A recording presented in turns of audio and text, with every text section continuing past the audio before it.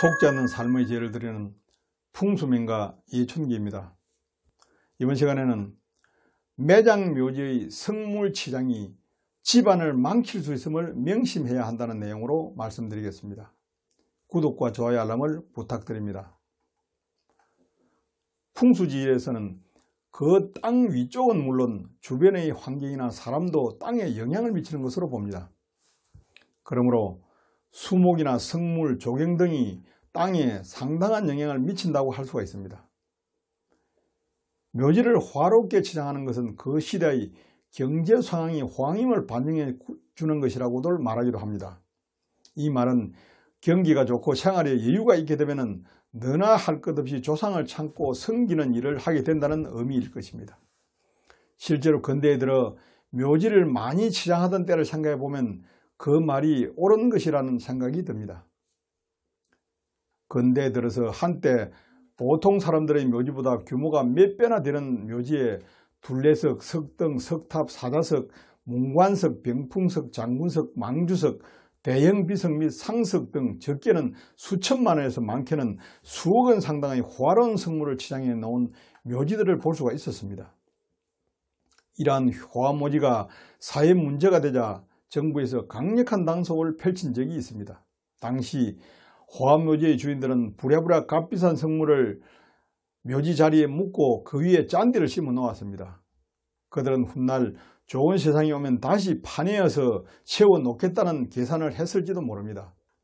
그러나 가진 자들의 그러한 기대는 어렵게 되고 있으며 결코 그런 날은 오지 않을 것입니다. 호화 부모를 조성하는 사람들은 그것을 통해 가문의 권위나 재력 그리고 효행심을 남에게 가시하면서 자기 만족을 얻으려 하는 이기주의의 표본이라고 할 수가 있습니다. 이미 오래전에 쓰여진 풍수서인 인자수지라는 책에는 무덤을 조성한다고 무덤 주변을 많이 깎아내거나 흙을 쌓거나 담장을 치거나 연못을 만들거나 성물을 세우는 것을 경계하고 있습니다. 이것은 지나친 인작의 폐해를 경계한 것입니다. 실제로 유명한 명당들은 성물이 최소한으로 설치되어 있음을 볼 수가 있습니다. 우리나라에서 최초의 호암묘지는 사적 제21호인 김유신 장군의 묘지라고 할 수가 있습니다.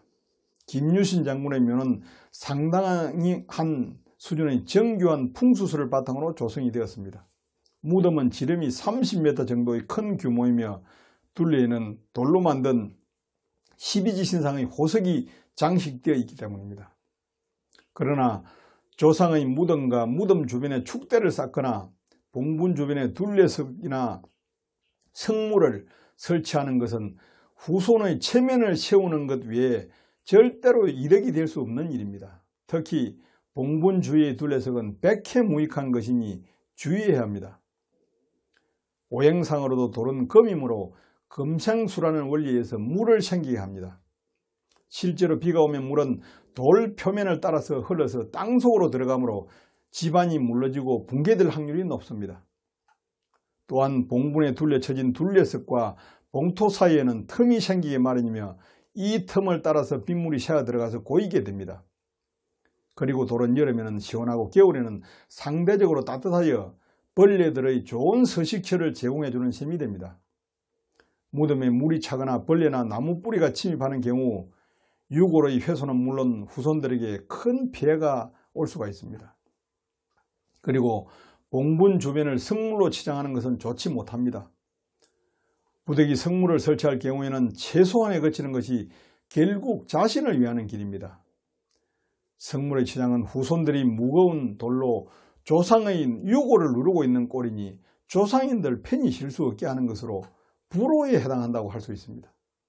더구나 단단하지 못한 땅에 성물을 올리는 것은 백해무익한 것이므로 금해야 합니다. 성물은 후손들이 자신을 위해 많은 비용과 노력을 투자하여 치장하는 것이지만 이로 인해 조상에게 불효하고 때로는 자신에게 부메랑이 되어 돌아오는 피해를 입을 수 있다는 사실을 명심해야 합니다.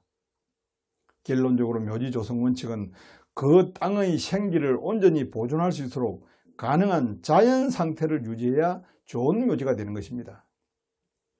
망자의 평생 사적을 기록하여 능이나 묘합 또는 묘지로 들어가는 무덤길 동남방에 세우는 것을 가리켜서 신도비라고 합니다. 조선시대에는 2품 이상의 간직을 지내야만 세울 수가 있었습니다. 비석의 면을 구분하여 부르는 명칭도 비석의 앞면을 표석이라 하고 뒷면은 음기라고 합니다. 일반적으로 묘지의 형국이 날아다니는 새에 속하거나 달리는 동물 형국의 묘지에는 비석을 세우지 않는 것이 풍수술법이었습니다. 시중지간들이 성물로 인한 흉사의 대표적인 사례로 드는 것이 전직 대통령 부모 묘지입니다. 형국상으로 봉황포란행, 즉 봉황이 알을 품고 있는 형국에 속하는 그 묘지는 대통령이 된 후에 과다한 성물을 설치하고 총을 든 보초까지 배치함으로써 봉황에게 위해를 가하여 말년에 불운을 겪게 되었다고 지간들은 풍수술법으로 이야기를 합니다. 또 하나의 사례는 박 대통령 시해 사건을 일으킨 장본인의 부모 묘지로서 용이 날아가는 자리에 등불이 걸려있는 행국으로 성물 설치가 금기임에도 부하들의 과잉 충성에 의해서 상석과 둘레석을 설치한 후에 7일 만에 대통령 시해 사건이 발생하였다는 것입니다. 매장묘지는 땅속의 유골에 좋은 기운이 연결되어야 합니다. 이를 위해서는 혈장 내의 지기의 균형 유지가 매우 중요한 요소입니다. 성물은 보조적인 수단에 불과한 것으로 지기에 영향을 주어서는 절대로 아니 됩니다. 특히 성물을 과다하게 설치하여 무덤이 성물에 압도당해서는 결코 덕이 될 리가 없습니다. 주변 자연과 조화대로 잔디로 덮여져 외형적으로 자연스러운 묘지가 가장 좋은 묘지임을 잊지 말아야 합니다. 그리고 시중지간들의 돈벌이를 위한 속임수에 절대로 속지 말아야 합니다. 성물을 많이 설치하는 것은 돈 들이고 집안 망하는 어리석은 일입니다. 그런 현대인들이 되지 말아야 할 것입니다. 감사합니다.